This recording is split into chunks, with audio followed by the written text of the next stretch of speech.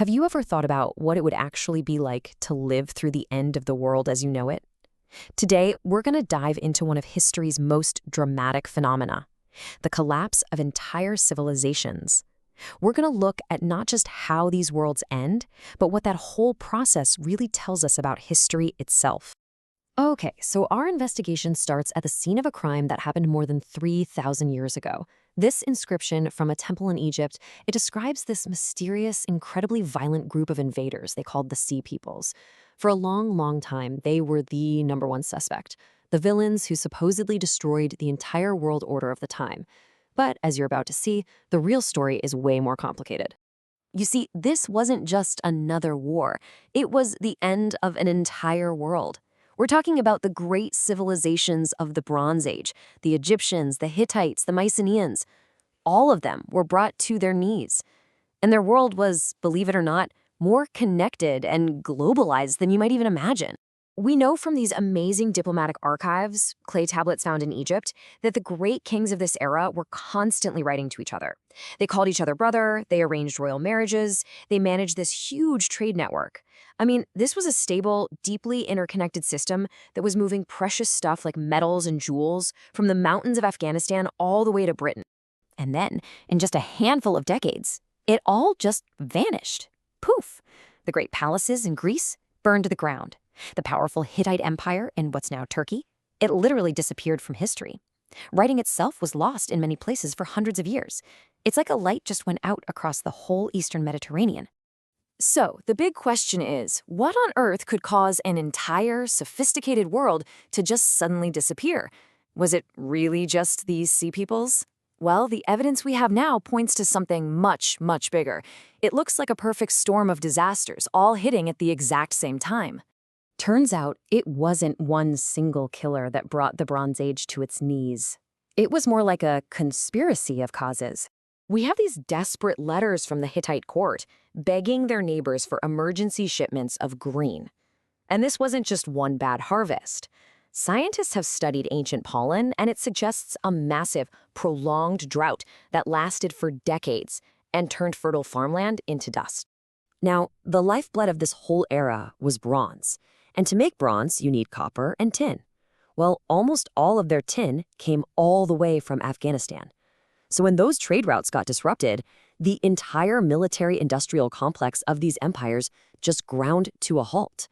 Can you imagine being a soldier and being told, sorry, the supply chain for your weapons has just been cut off at the source? And as if drought and famine weren't bad enough, modern seismologists have discovered that this period was what they call an earthquake storm. So picture a series of massive quakes rocking the entire region, leveling major cities, and leaving them completely vulnerable to whatever came next. So you can see how all these things created this terrifying domino effect. The drought led to famine. The famine pushed entire populations to migrate. These desperate migrants, some of whom we now call the Sea Peoples, disrupted trade and attacked already weakened cities, which just further destabilized all the great powers. So this wasn't just a string of bad luck. This was a total systems collapse. You gotta think of it like a house of cards. The very thing that made the Bronze Age world so strong, its interconnectedness, also made it incredibly fragile. The Sea Peoples didn't knock the house down. They were more like the last card to fall in a structure that was already crumbling. So what did it actually feel like to live through a collapse like this? To get a sense of that, we're going to jump forward in time to post-Roman Britain, which, as you'll see, faced its own kind of world-ending event. I mean, this slide just says it all.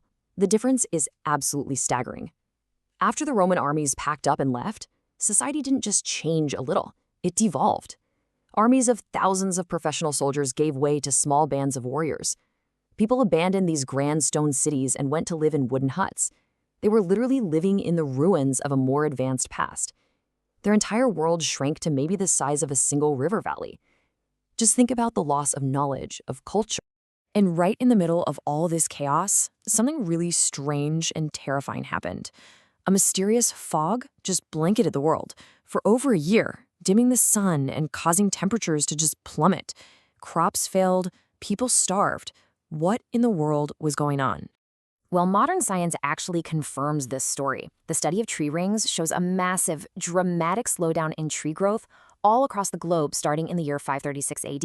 You can see it right here. The culprit was almost certainly a gigantic volcanic eruption that threw so much ash into the atmosphere it created a volcanic winter. This triggered widespread famine and probably made the spread of the Justinianic plague, which killed maybe half the population, even worse. It was quite literally a dark age. Okay, so we've seen how catastrophic events can push a collapsing society over the edge. But is this a new thing? Or is it a pattern that's been repeating itself throughout all of human history? Well, our final clue takes us way, way back to the very dawn of civilization, to one of the first cities ever built. That's right. Over 11,000 years ago, the first settlement at a place called Jericho began. That makes it one of the oldest continuously inhabited cities on the entire planet. And its incredibly long history holds a crucial piece of our puzzle. You see, Jericho holds this profound secret right in its own geology. The mound that the city is built on, well, it isn't a natural hill. It's what's called a tell, a man-made mountain made of thousands of years of debris from countless other cities that rose, fell, and were eventually just built right on top of. It's a physical record of collapse, a powerful reminder that we are all in a way living on top of the ruins of the past. Archaeologists have found this same cycle repeating over and over and over again for millennia. A city is built, it thrives, a crisis hits, it's abandoned, and then, later, a new city is built on the ruins. This isn't just the story of Jericho. In a way, it's the story of all cities, of all civilizations. Collapse isn't some rare accident. It seems to be baked into the very fabric of human history. So what have we learned from our investigation? We've jumped from the Bronze Age to post-Roman Britain to the very first city. We've seen these incredible civilizations rise and then fall. So, what's the pattern here? When you lay it all out like this, the pattern becomes pretty clear, doesn't it? Civilizations are complex, and they're fragile systems. They're vulnerable to a whole combination of stresses, everything from environmental shocks to social pressures. And when too many of those stresses hit all at once, the system can break. And when it does, the human cost is just immeasurable. But here's the most important revelation, the real twist. Collapse isn't just about destruction, it's also about renewal. The fall of the Western Roman Empire, for all its chaos, eventually gave rise to the diverse nations of modern Europe. The end of the Bronze Age cleared the way for new Iron Age peoples and empires to emerge. It's really a testament to the incredible resilience of the human spirit. And that is the ultimate takeaway here. Understanding this pattern isn't just about some morbid fascination with ruins. It's about understanding the grand narrative of history itself.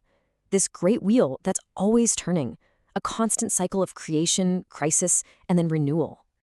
And all of this leaves us with one final, pretty provocative question. In our own highly globalized, complex, and stressed out world, are we somehow immune to these patterns of history? Or are we just living through another turn of the wheel? The future of our own civilization really is in our hands.